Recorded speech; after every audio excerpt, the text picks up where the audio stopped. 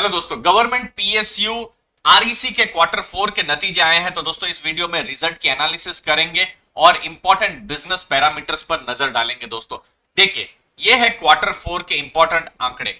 अगर आप total income की बात करें तो 18% बढ़कर 9,150 करोड़ हो गई है। नेट इंटरेस्ट इनकम हम देख सकते हैं 20% बढ़ी है पूरे साल में, 3,308 करोड़। लोन बुक जो हमने क्वार्टर 3 की एनालिसिस की थी, तो क्वार्टर 3 के बाद 3.57 लाख करोड़ था, जो कि 3.77 लाख करोड़, मतलब इसी एक क्वार्टर में अगर हम देखें तो बढ़े हैं और पूरा साल में 17% हुआ है। अब ये बहुत इंपॉर्टेंट है, नेट क्रेडिट इंपेयर्ड एसेट। ये क्या होता है दोस्तों? देखिए, ये तो टर्म लेंडिंग इंस्टीट्यूशन है। जब हम बैंक या एनबीएफसी की एनालिसिस करते हैं तो हम एनपीए समझते हैं। तो वो जो एनपीए वाली जो चीज है, यहां पर नेट क्रेडिट इंपेयर्ड एसेट के हिसाब से एनालिसिस होती है दोस्तों। तो ये 1.71% है, जो कि बहुत बड़ी गिरावट है 3.32% से, और इसको एक बहुत बड़ा पॉजिटिव माना जाएगा अगर आप रिजल्ट की बात करते हैं। दोस्तों नेटवर्थ स्ट्रांग है 43,426 करोड़ की। कैपिटल एडिक्वेसी रेशियो 19.72, ये एक स्टेबल रेशियो है दोस्तों। अब ये रेशियो इंपॉर्टेंट। यील्ड क्या है लोन एसेट्स में, मतलब जो लोन उन्होंने दी है। अब दोस्तों आरईसी हमको आपको लोन नहीं देती है, या किसी भी कंपनी को लोन नहीं देती है। कोई भी कंपनी जिसको बिजनेस के लिए लोन चाहिए, नहीं, ये क्या पावर सेक्टर की कंपनियों को लोन देती है। जैसे आपके कोई भी स्टेट हो तो स्टेट की पावर जनरेशन की कंपनी, पावर डिस्ट्रीब्यूशन की कंपनी, तो उनको लोन दी जाती है। और तो वहां पर यील्ड जो है 10.57 से 10.46 हुई है। लेकिन यहां इतना घबराने वाली बात नहीं है, क्योंकि कॉस्ट ऑफ फंड्स भी जो है वो भी कम हुआ है। क्योंकि दोस्तों अगर आरईसी को कम पैसों में पैसे मिल रहे हैं तो सामने वो भी लोन कम पैसों में देंगी या फिर कम इंटरेस्ट में देंगी। अब ये समझना बहुत जरूरी है। नेट इंटरेस्ट मार्जिन जो कि इंप्रूव हुआ है, देखिए 3.74% था, जो कि पिछले साल फाइनेंशियल ईयर 20 पूरे 12 महीने, जो कि 3.89% है। वैसे हम कंपेयर नहीं कर सकते किसी भी बैंक के साथ, बट एसबीआई का जैसे 3.36 के आसपास है। बहुत सारी बड़ी प्राइवेट बैंक्स जो है अभी भी 4 के नीचे है। तो 3.89 एक रिस्पेक्टेबल फिगर है। अब आगे रिटर्न ऑन नेटवर्थ देखिए 14% से 21। अगली चीज देखिए, डेट इक्विटी तो रहेगा ही क्योंकि टर्म लेंडिंग इंस्टीट्यूशन है।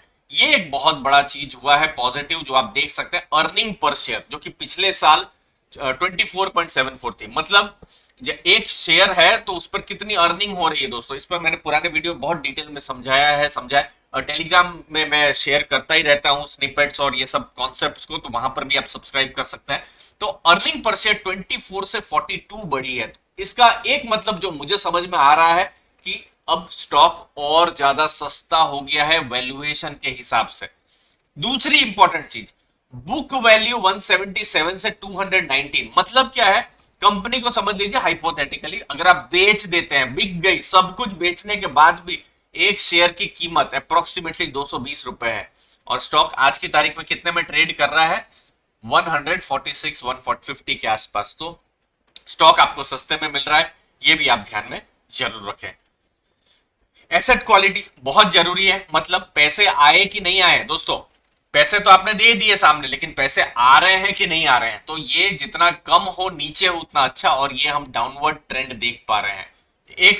2 साल पहले 3.79% था जो एनपीए या फिर आरईसी के लैंग्वेज में नेट क्रेडिट इंपेयर्ड एसेट। 3.79% से 1.7, मतलब ऐसा मैं कहूं कि ये आधा हो गया है, 50% ये गिर गया है दोस्तों।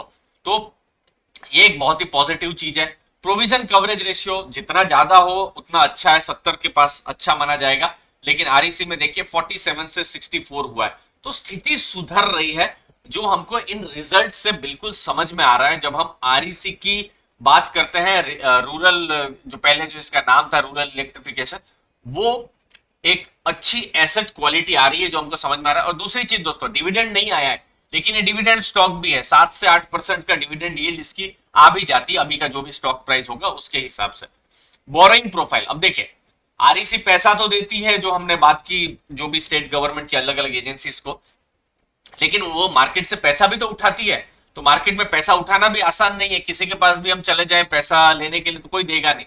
रेटिंग एजेंसीज बहुत जरूरी है। तो देखिए क्रिसिल ने AAA, इकरा ने AAA, और ये सब जो रेटिंग्स है लॉन्ग टर्म की, one of the best rating है। और ये जो नीचे आप इंटरनेशनल रेटिंग है, ये अगर भारत के साथ अगर तुलना करें तो उस हिसाब से ये स्ट्रॉन्ग रेटिंग है। तो रोटिंग तो इनको पैसा भी आसानी से मिल जाता है, ये भी आप ध्यान में रख सकते हैं। अगली चीज, बोरोइंग प्रोफाइल जो है वो भी डाइवर्सिफाइड है, मतलब कॉर्पोरेट बॉन्ड से पैसा मिलता है और ये बहुत जरूरी है। कॉर्पोरेट बॉन्ड्स जो है कहीं से भी पैसे आते हैं, बड़े बड़े म्यूचुअल फंड से आ सकते हैं या बड़ी बड़ी एजेंसी से आ सकते हैं। तो वो लोग क्या आसानी से पैसे दे देंगे?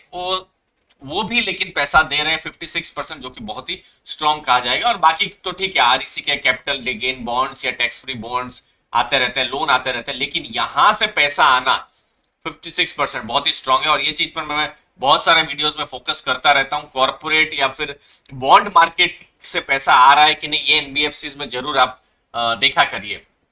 अब पैसा तो आ गया, पैसा कहां पर जा रहा है?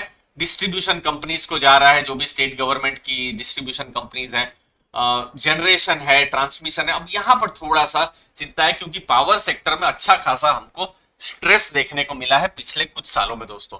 तो बहुत सारे जो डिस्ट्रीब्यूशन कंपनी है, डिस्कॉम भी कहा जाता है, तो ये सब थोड़े कमजोर है। तो ये रिस्क हो सकता है कि पैसा शायद वापस नहीं आए, लेकिन टॉप 10 बोरोवर्स जो है वो स्ट्रांग है, वहां से ऐसा कोई भी इशू अभी तक आया नहीं है। तो उसका आपको ध्यान में रखना है दोस्तों। अब आरईसी के रिजल्ट जो फर्स्ट इंप्रेशन है उसके हिसाब से बहुत ही मजबूत रहे हैं, जो समझ में आ रहा है। मार्केट इसको किस हिसाब से देखेगा हमको कुछ दिन के बाद ही पता चलेगा कि मार्केट इसको पसंद कर रहा है या नहीं कर रहा है, क्या ये स्टॉक फिर से फ्लेवर में आएगा कि नहीं।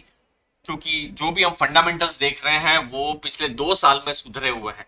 आप भी अपने व्यूज जरूर बताइए, छोटे छोटे स्निपेट्स हम शेयर करते रहेंगे टेलीग्राम में। अभी भी आपने डीमेट अकाउंट ओपन नहीं किया तो नीचे दी गई लिंक से ओपन कर सकते हैं दोस्तों। आपने अपना कीमती समय दिया, उसके लिए बहुत बहुत धन्यवाद। थैंक यू वेरी मच दोस्तों।